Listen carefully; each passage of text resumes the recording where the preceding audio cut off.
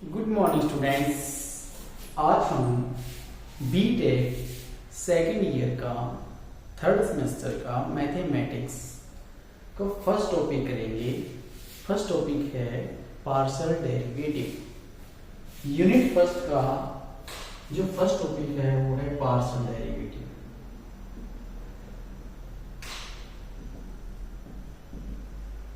Partial derivative पहले हम ये देखेंगे कि पार्शियल डेरिवेटिव क्या होता है, हम कैसे इसको कैलकुलेट कर सकते हैं, हम कैसे इसको निकाल सकते हैं।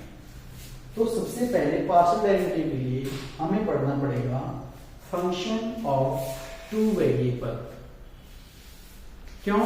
क्योंकि पार्शियल डेरिवेटिव तभी आप निकाल पाते हो जब फंक्शन में टू या टू से टू या more than two independent variables होते हैं, तभी आप पार्शियल डेरिवेटिव फाइंड कर सकते हो।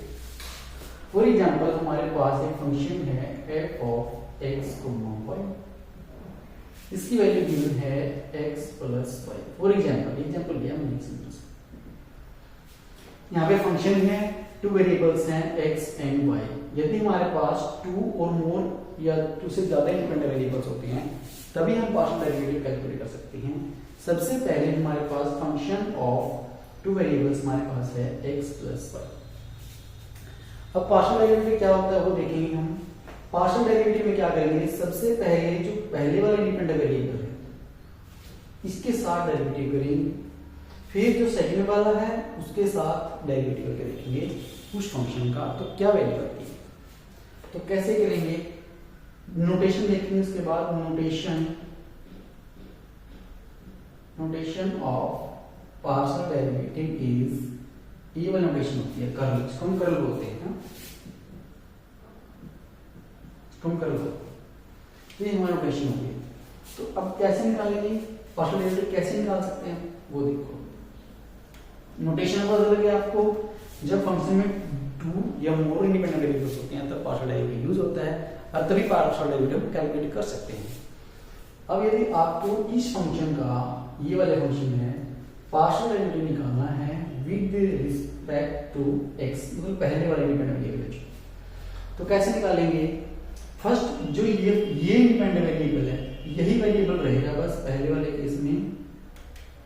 यदि विद रिस्पेक्ट टू x की बात करोगे आप तो x is the only independent variables.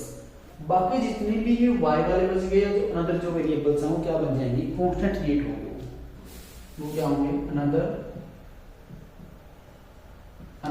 जो भी उसके अंदर वेरिएबल्स हैं वो ट्रीट एज ए कांस्टेंट, ठीक है। फिर कैसे निकालेंगे, जो नोटेशन हमारी curl f upon curl x। अभी हमें क्या बताया है कि रिस्पेक्ट टू x करेंगे तो x is only variable count होगा, बाकी सारे के सारे क्या होंगे, कांस्टेंट रेट होंगे। तो ये x है, यदि आप x का डेरिवेटिव करोगे with respect to x partial derivative तो क्या बनता है, 1 बनता है, आपको पता है। प्लस y क्या है, अनदर वेरिएबल है, ये क्या ट्रीट होगा as a constant. Constant derivative क्या होता है, 0। तो आंसर आ गया हमारे पास 1। तो curl f by curl x हमारा आंसर बन गया 1। Means partial derivative of this function with respect to x is answer हमारे पास आ गया 1।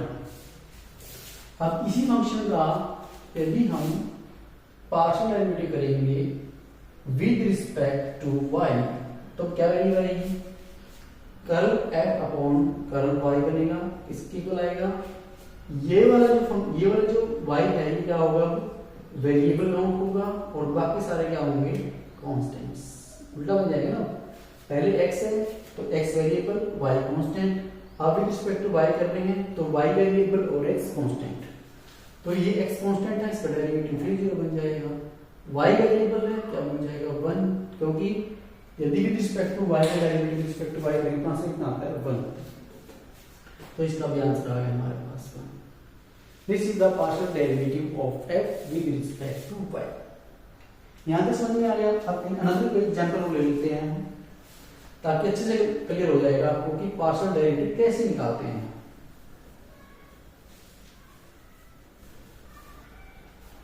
सेकंड एग्जांपल, मान लो हमारे पास कोई फंक्शन है f ऑफ x, y हमारे पास है एक्स स्क्वायर प्लस पार्शियल। तो यदि पार्शियल डेरिवेटिव निकालना है, partial derivative of function f with respect to x, तो क्या बनेगा curl f upon curl x. X square, यहाँ पे एक्स क्या रहेगा, एक्स वेरिएबल है तो यहाँ पे एक्स वेरिएबल रहेगा, बाकी सारे कांस्टेंट बन जाएंगे। तो एक्स का आ गया 2x और y का 0। 2x क्या है, डेरिवेटिव है, x के लिए क्या बन जाता है 2x, तो आगे जाता है और x बाद, ठीक है। विद रिस्पेक्ट टू y निकालेंगे, curl f upon curl y निकालेंगे, तो क्या बन जाएगा, ये कांस्टेंट बन जाएगा, विद रिस्पेक्ट टू y कर रहे हैं हम, ये वाला कांस्टेंट क्रिएट होगा, ये वेरिएबल क्रिएट होगा, तो आएगा 2y प्लस 0। तो आंसर इसका यहाँ पे आ गया 2x, इसका आंसर 2।